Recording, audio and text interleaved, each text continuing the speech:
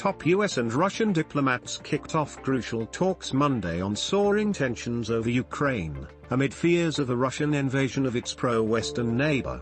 The talks start a week of diplomacy in which Russia will meet with NATO and the Organization for Security and Cooperation in Europe officials, with the US trying to reassure European allies that they will not be sidelined.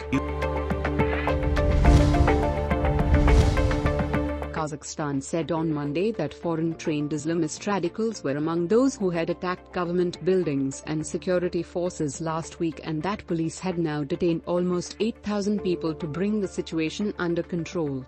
Rise in fuel prices triggered protest in which 164 dead have so far died.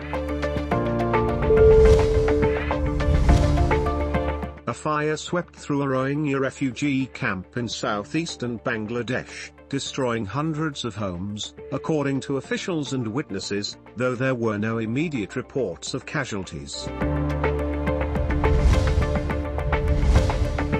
19 people were killed, including 9 children, and dozens were injured when a fire started by a malfunctioning space heater spread smoke through a low-income building in the Bronx borough of New York City on Sunday, city officials said.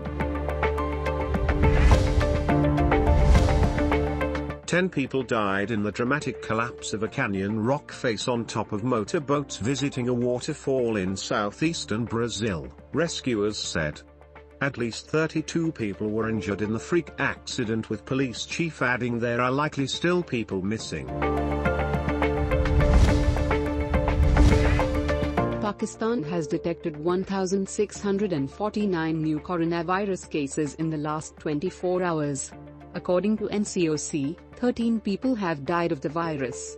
The national positivity rate stands at 3.66%. Prime Minister Imran Khan on Monday said the Modi-led government was a real and present threat to peace in the region, adding that all minorities in India were at the target of extremist groups operating under the patronage of the ruling BJP. Pakistan's foreign policy is still not free from the influence of the United States, says National Security Advisor. Yusuf said Pakistan does not have financial and economic independence, as he noted that the country does not have enough capital to meet the requirements of the population, which are increasing. The people of Murray have been unable to return to their routine, normal lives as the mountain resort town struggles to get back on its feet 3 days after a deadly snowstorm wreaked havoc and killed more than 20 people. Relief work is still underway. However, a majority of the tourists have been evacuated from the calamity-hit hill station.